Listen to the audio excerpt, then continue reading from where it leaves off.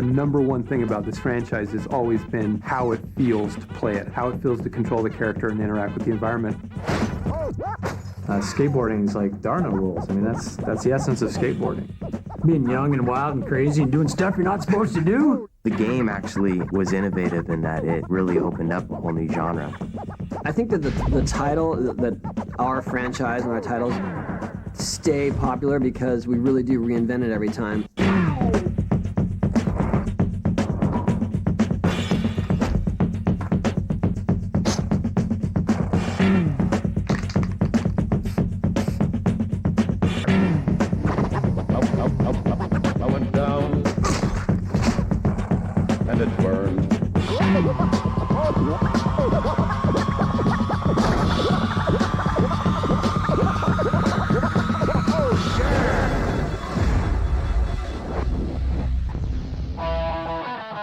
I started skating when I was about 9 or 10 years old.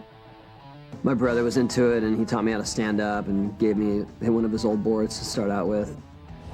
There's always an arcade at the skate park, so we were just the slaves to whatever games that they let the skate park have. Well, years ago, I think it was 1998, there was a lot of things going on in the skate world. It was kind of picking up, and there had been some kind of concepts that had been thrown around. And at the time, I think there was a big game in the arcade. It was a game called Top Skater from Sega.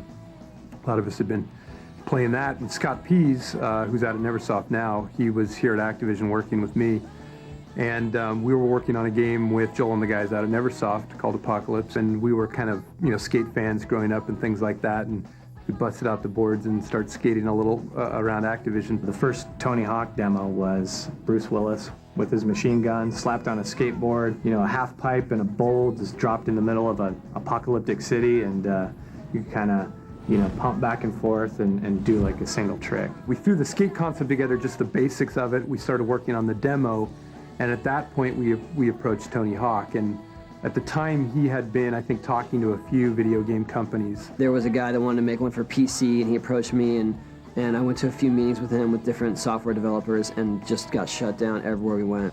Well, on our side, there were a lot of people at Neversoft that were passionate about skateboarding. And when the idea came over from Activision, we just jumped all over it. It was really like a complete no-brainer. And not long after that, Activision called me and said, hey, we're working on a video game. Do you want to be a part of it? And I was just, I was already jaded from my past experience. So yeah, sure, I'll come up and meet him. Tony kind of rolled in. He's wearing, ripped up cargo pants and a T-shirt, and he sits down, and all of a sudden they're throwing slides at him with revenue charts and graphs and all these things. Then finally we got to wheel in the game demo that Neversoft had been working on. I saw their engine and I realized they were on the right track. It already felt like you were skating, and they hadn't even put tricks in it yet. And so I pretty much signed on right away. Said I want to do, because I knew I'd get in there from the ground level and be able to guide it, with my expertise and my resources and make it the real thing. The motion capture was not nearly as glamorous as I had imagined it to be. I'm basically in a skin-tight suit with all these little styrofoam metallic balls strapped to me, even on my board, which made it that much harder to skate, because they can't move, they can't get knocked off or whatever, and you're supposed to perform some of the hardest moves. Because that's what we want to do. We want to get the hardest moves, the actual motion in the game. I'm sitting there like, barely able to move. Okay, just do the hardest things right now. Go. Tony Hawk was, I think, one of the first real expansive trick-based games. So kind of our goal was to take that trick-based gameplay and then put it in a wide open, expansive environment, like real cities where you could do tricks anywhere you wanted to. Anything you see, you can trick off of.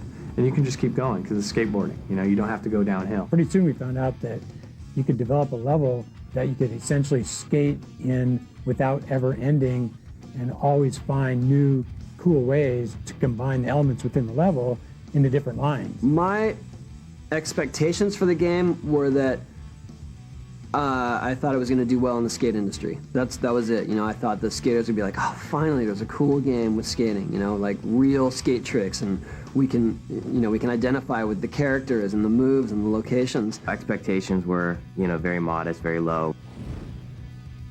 We didn't have a big marketing budget.